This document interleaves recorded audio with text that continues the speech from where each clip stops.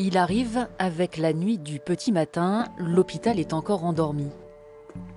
Rituel du premier geste, la blouse, c'est sa seconde peau. On arrive tôt, 7h30, 8h moins le quart, et le mercredi, 7h. Ça m'est arrivé à un moment donné de vouloir faire des consultations habillées en civil. Non, ça va pas. Ça va pas. Il y a même une façon de porter qui caractérise la personne. Ça, c'est amusant. Col relevé, avec l'allure d'un éclaireur. Les malades, ils vont bien? Celui qui change la face des gens emmène dans son sillage infirmière, étudiant en médecine externe, interne, pour la visite dans le service de chirurgie maxillofaciale qu'il a lui-même créé. Bonjour. Allez, debout. Faites un sourire. Si, faites un sourire. C'est important pour nous de voir en termes de mobilité faciale. Un visage n'existe qu'à partir du moment où il est capable d'exprimer des choses. Bonjour.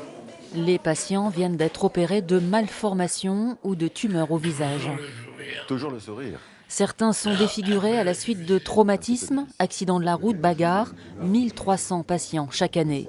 La notoriété du professeur de Vauchel, auteur de la première greffe de visage, et de son équipe n'est pas étrangère à cette fréquentation. Il avait une espèce d'énormes champignons saignants au niveau du visage et on la lui a retiré et on va continuer à essayer de lui restaurer le visage le plus acceptable possible.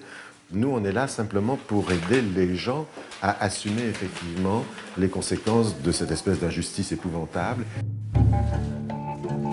La chirurgie du visage ne s'est pas imposée à lui d'emblée. Il envisageait la psychiatrie, mais cette spécialité qui requiert la main a fait la différence.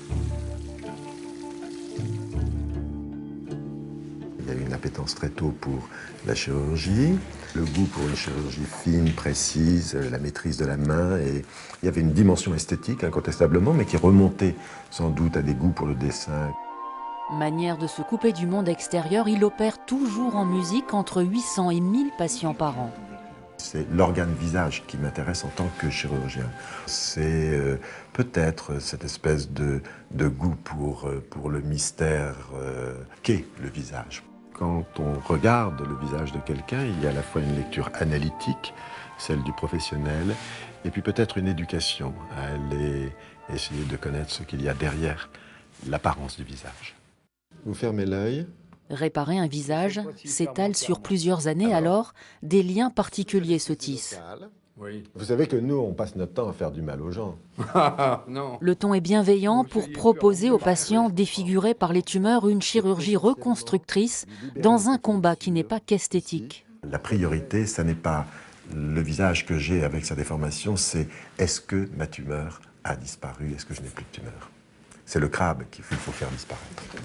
Chez lui, comme c'est une tumeur bénigne, que c'est quelqu'un de jeune, voilà, je pense que la priorité, effectivement, est de lui permettre de se reconstruire un visage et une personnalité en remettant en place les structures osseuses. Il faut tout faire pour qu'il puisse s'intégrer. Déjà nous-mêmes, regardez le nombre de personnes qui, face à une défiguration, se mettent la main devant les yeux, ce refus de voir.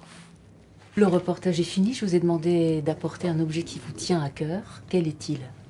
Alors, parmi les multiples objets de ce bureau, j'ai trouvé récemment cette main en céramique qui était faite par Jean Marais, qui était l'ami de Jean Cocteau et qui me paraît être le symbole parfait du chirurgien, la main du chirurgien.